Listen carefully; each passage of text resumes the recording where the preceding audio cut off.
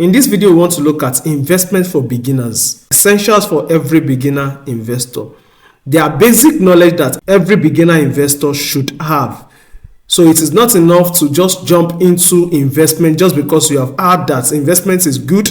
Investment yield reward to its investors. So it is not enough for us to know all those things, but what are the things to look at? What are the fundamental knowledge one needs to have before he or she starts investing his or her hard-earned money in any vehicle or instrument? So we want to look at those things. But I need to say this: the primary goal behind all investments remain the same. That is to increase the value of your money. The primary goal behind all investments remains the same. That is to increase the value of your money. So let's quickly look at our agenda for this course. So number one, we'll be looking at understanding your financial position. So you can see that it is not, we are not jumping straight into investments. There's a need for you to understand your financial position. Where are you when it comes to finances? Do you even have the capacity? Is investment for people like you? Why should you go into investments? These are the things one first needs to know before he ventures into investments. Number two, define your investment objective. What is the purpose? Why are you investing? What are your goals? You need to define it before you go into any investment. This will help you to know what kind of investment to do. How long should you do it for? What are the return and rewards? What are the risks and rewards that are involved? You need to know all this. Once you are aware of your investment objective, then you'll be able to ascertain other things. You'll be able to go into it knowing the essence, knowing the reason why you are venturing into a particular form of investment. Not necessarily because you just want to make money. The end goal is to make money, but the time horizon, so many factors you need to look at before you start investing. Number three is determine your investment timeline. Is it for short term? Is it for medium term? Is it for long term? These are what we'll be looking at. When we say short term, what does it mean? When we say medium term, what does it mean? When we say long term, what does it mean? So that you will know, okay, this is the type of investment I'm going in. I'm going in for long term. I'm going in for short term. That's why we'll be discussing your investment timeline. Number four, assessment of your risk appetite. What kind of risk taker are you? You will be doing an assessment. You will know the kind of person you are at the end of the day. What kind of risk taker are you? It is imperative for you because this will help you to know the kind of investments you should also venture into. Number five is choosing the right investments. Once you are able to understand from module 1 to 4, then it helps you to know which kind of investment should you choose. So you will not choose a short-term investment instrument for long-term purpose. I hope you get me. What is number 6? Monitor and grow your investments. You need to know how to monitor and grow your investment. So let's jump into it. Let's look at module 1. Understanding your financial position. Now, income majorly is divided into two. You need to understand this. Number 1 is called active income. The reason why we work, the reason why we start a business is to earn income. So when you have this money, when you have this income, whether from your 9-to-5 job, from a contract, from profit from your business, you are actively engaged in your business, every of that money is called active income. So the question is, do you have enough active income to cater for your needs? Because it is when you have enough active income to cater for your needs, that's when you cannot begin to set money aside, savings aside. Then when you have savings, you cannot begin to invest these savings.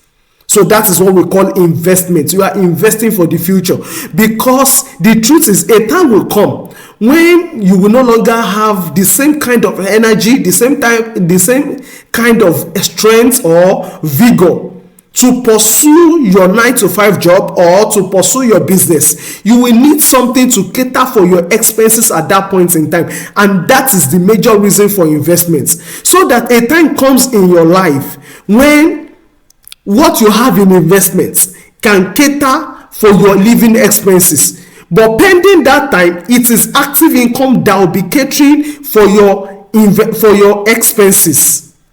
Pending the time you begin to invest money. So you need to first work on your active income, because a major mistake many people do is that they have a low active income. Their active income is low. Maybe let's say they have less than 100,000 naira now per month, and they want to be setting aside maybe 10% for savings and investments. The question is, from 10,000 naira, what would they be able to do? What kind of investment would they be able to go into? Fine, it is an habit, but the matter is, there's also investments in order to generate. There's also investments that we venture into in order to generate active income, which means what kind of thing can you put in your money so that you can earn more? Let's say you are earning 100,000, that you can begin to earn 300,000, that you can begin to earn 500,000, because your active income needs to be solid before you begin to invest. That's how many people stay average. They stay on the spot because they have nothing that could help them to generate more. They don't have the capacity to generate more income, so they are stunted. So investing in order to generate active income is still an investment. So that's why you need to understand your financial position. Is your active income sufficient for you? Because it is when it's sufficient for you that you cannot begin to set aside in order to invest in a particular instrument for you to have passive income. Passive income simply means your money working hard for you. Active income, you are working hard for money. You work hard in order to get money. Passive income means your money now works hard for you. So which means you generate active income by putting in hard work, maybe your 9-to-5 job, your salary job, your business that is giving you profits, your contracts, wages, that is the freelancing. That is the way you generate active income. Without your inputs, you will not be able to generate that income. Without you putting effort and time, you will not be able to generate that income. So this active income needs to be solid, needs to be at least be able to cater for your needs to an extent. I'm not talking about having millions of naira. No. Whatever level. So your active income needs to be solid. What can you do in order to generate more active income? If, for instance, what can you invest in? You have a business that is generating income for you, and you are looking at other streams of income. The question is, can you still look within your industry? What other things can you add to what you are doing currently that you can invest in that will help your business to generate more profits? If you are a salary earner, what can you do? Can you invest in? Can you go for a certification, or you go for a particular skill that will make them to increase your salary? That is still investment. That's why I said you need to go through this course, because it is not something that is popular out there that people talk about. Because if your active income is not solid, if your active income is not sufficient enough, your investment journey is going to frustrate you, because you have to scrimp and save. That's why you need to work on your active income. So let me quickly move to passive income. So it is after you have a solid income, active income, that you cannot begin to set aside at least 10% of your income in order to generate passive income.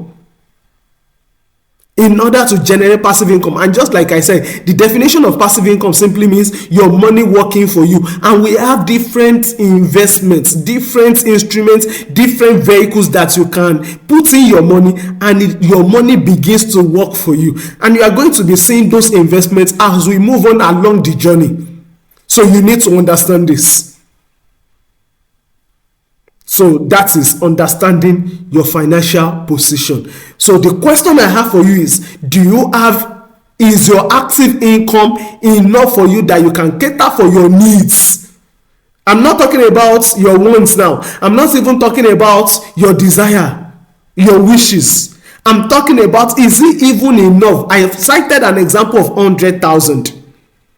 100,000. Will it be, is it even enough in this current economy? In the economy of your country, is it enough for you? If it is not enough, which means whatever you want to invest in is something that will help you, that will give you the capacity to generate more active income. I've cited the example of certification, I've cited the example of skill. These are also still investments. I've cited the example of you having a business. What other services can you invest in? Can you put in? Maybe you have to get more machines in order to serve more customers. Then you get to a point where your business is sitting on cash. Then you can now begin to invest for passive income. So don't move to passive income investments until you have a solid active income that is sufficient for you.